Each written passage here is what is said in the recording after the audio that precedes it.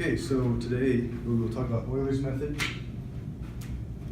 This is a method for solving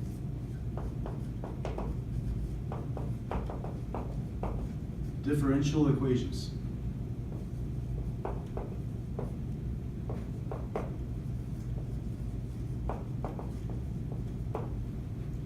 We saw before that to solve the differential equation is to like solving an algebraic equation, except instead of solving for a number, we're solving for a function that satisfies a differential equation.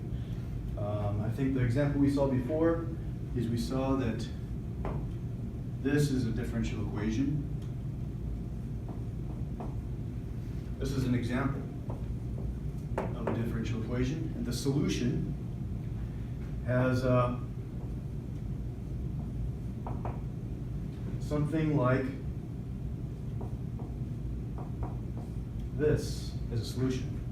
And we can see this as a solution because if you take the derivative of this and replace it right here, it equals 3x squared. And that's what makes this the solution of a differential equation. Now, sometimes, we've seen that this can be found by analytic means. We call it an antiderivative. But you can't always do that. And what I want to look at is Euler's method.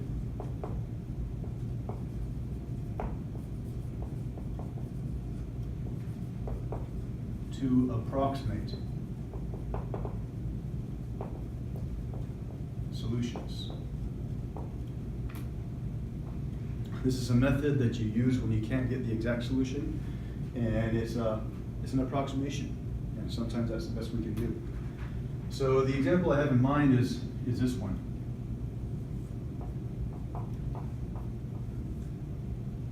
Let's see here, what was my example I had in mind? I believe it was, where did it go? I did it right here, yeah.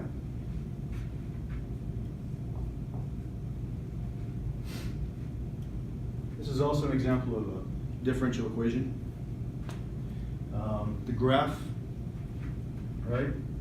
We seek a solution where y equals f of x is the solution.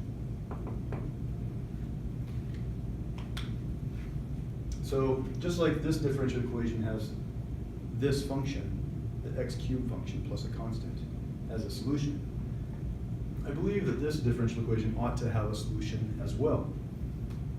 I expect it won't be as simple as this one was, because the differential equation does look decidedly more complicated than this one. It's also worth noting that there's a y over here. So this is something that that we would typically not do through analytic means, at least not in this course in integral calculus. You learn some more sophisticated methods if you take a full course just on differential equations. But for now, I think it'll be enough to just estimate a solution, right? And also very similar to this situation, notice that there was actually not just one solution, but there was actually there was many solutions, right? Some examples. This is a solution. This is one particular solution to that differential equation. This is another solution, different from that one, but it's also a solution to the same differential equation. And of course, there's many other possibilities. The list goes on. It doesn't even have to be an integer. It could be fractions and decimals. It could be negatives and things like that. And by that same logic, I expect that there would be really a family of solutions, not just one, but many solutions to this differential equation. And so, to get warmed up, I'd like to ask several questions, and to get the most out of this video, I recommend you pause the video and try to answer these questions before I discuss them on the board. So, question one.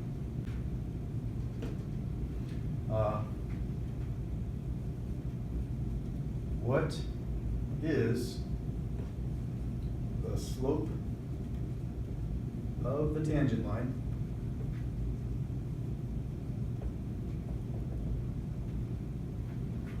to the graph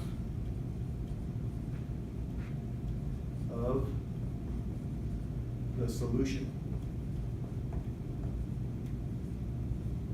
Right? What is the slope of the tangent line to the graph of the solution, comma, assuming that, let's just say 2, 3 is on the graph.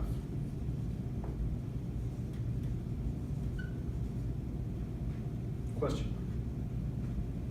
So again, I recommend you pause, see if you can answer that question. Everything you need to know is shown right here to answer that question. And see if you can, I haven't graphed this yet, so you really should have no clue what the graph looks like. But nonetheless, I'd like to know what the slope of the tangent line is to the graph, even without knowing what the graph looks like. I think you can tell me what the slope of the tangent line would be at that point, assuming that the graph passes through that point.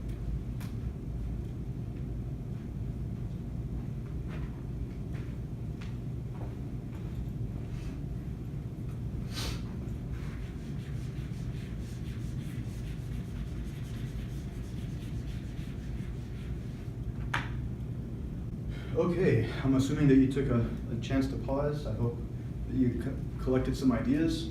And well, the idea is this.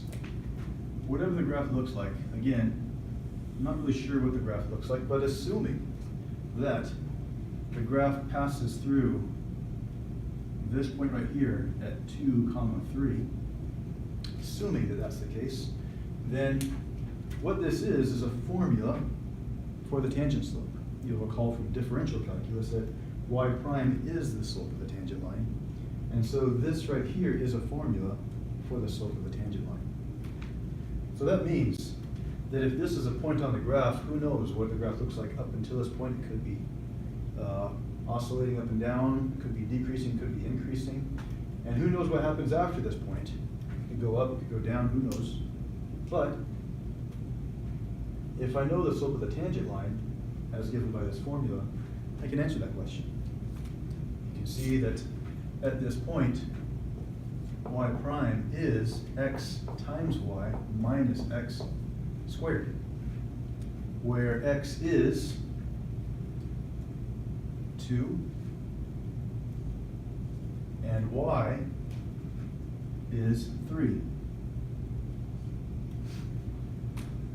So do a couple calculations, and since 6 minus 4 is 2, I know that the slope of the tangent line to the graph, which is, again, is not shown, but if the graph was shown, then the slope of the tangent line would be 2. Which means several things. Because 2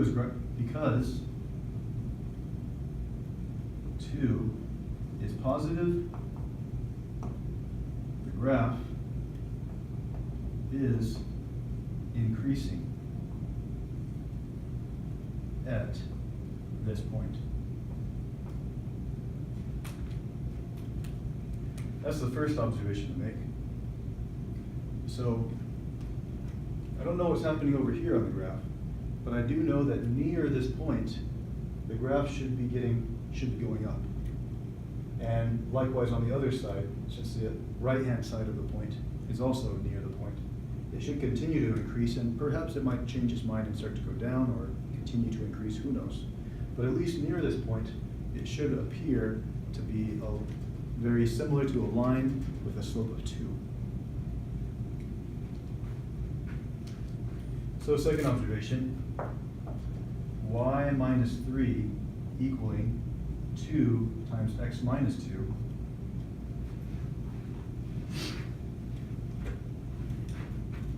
is the equation of the tangent line.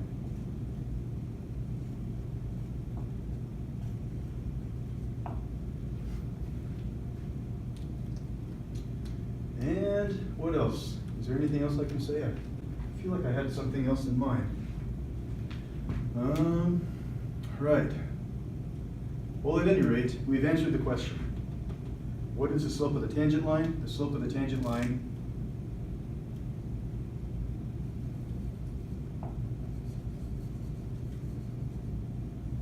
is 2. That means that the graph is increasing at that point. It also means that this is the equation of the tangent line. And we're going to use this to answer another question. This is the next question I want to answer.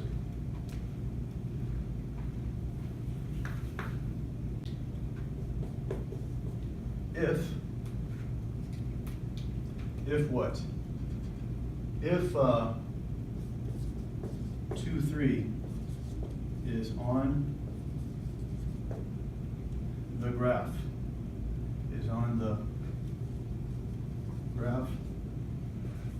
of the solution,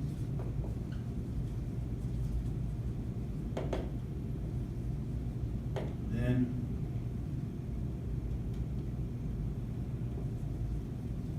what is f of 2.5?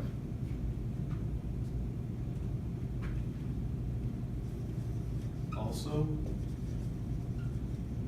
what is f of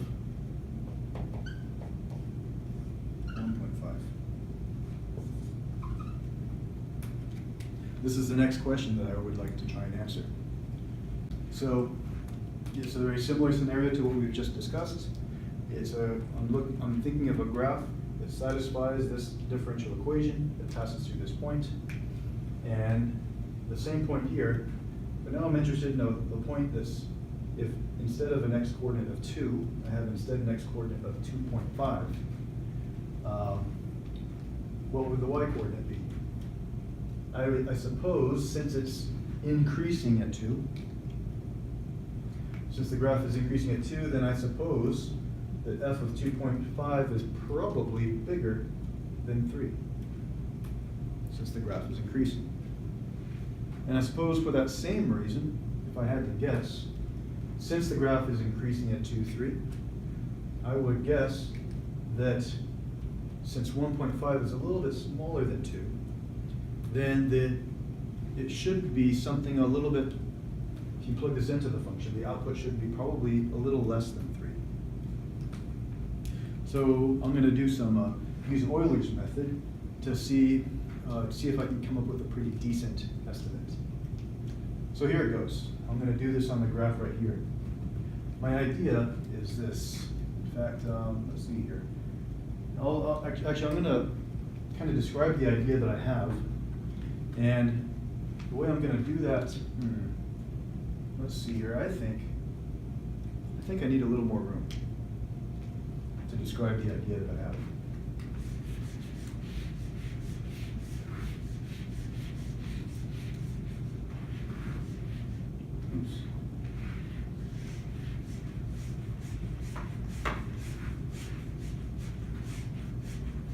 My idea is this: draw a bigger graph, because we're going to be looking at some fine details.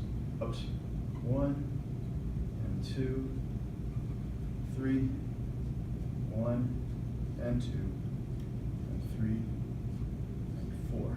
Okay, so 2 and 3 is about right here. I can see that there's a tangent line that passes through this point with a slope of 2. So if I was to graph that tangent line, I suppose it would look something like this.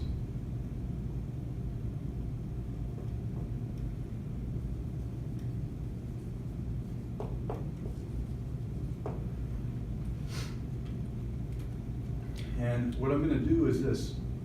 My thinking is, okay, supposing that the graph follows the tangent line pretty closely, what would, I want to estimate f of, how about 2.1? f of 2.1. What is f of 2.1? Well, the equation of the tangent line is y minus 3 equals 2 times x minus 2. So if x is 2.1, instead, I'm assuming that the graph follows the tangent line rather closely. If x is 2.1, then based on the tangent line, I would expect, right,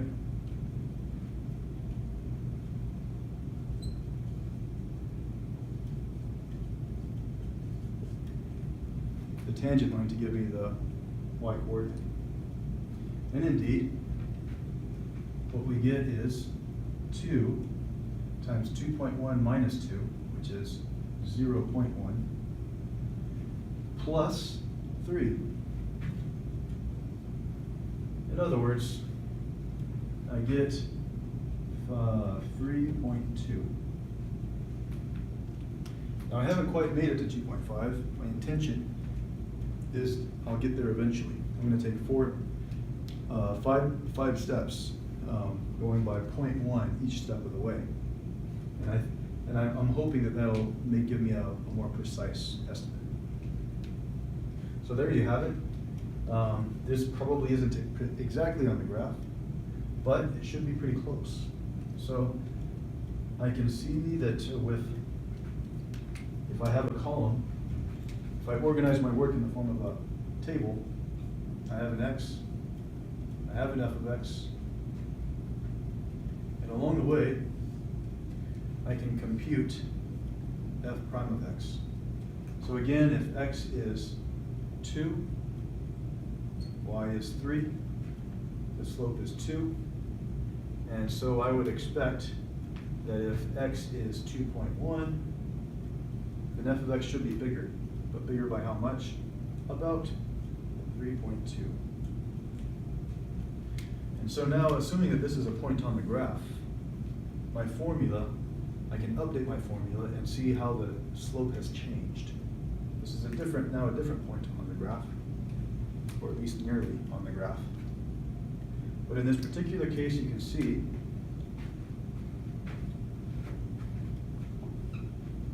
that y prime is x times y minus x squared.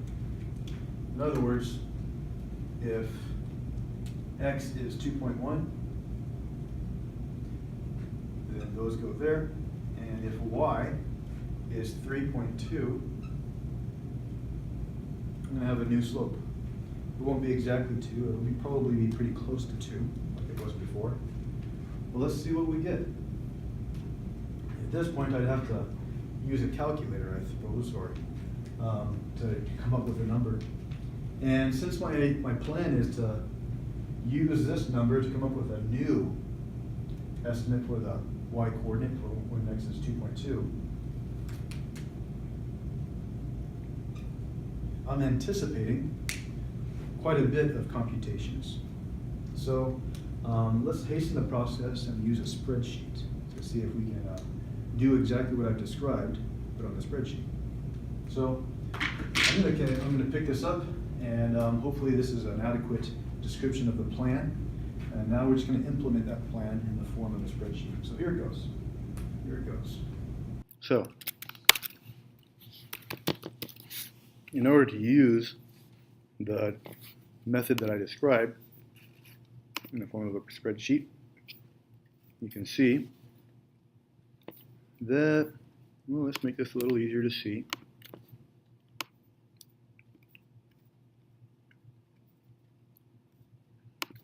We have x's starting at 2, incrementing up to 2.1, and our goal is to come up with a pretty good estimate for the value of the function at 2.5. Now, all I really know about the function is that if you plug in 2, you get 3.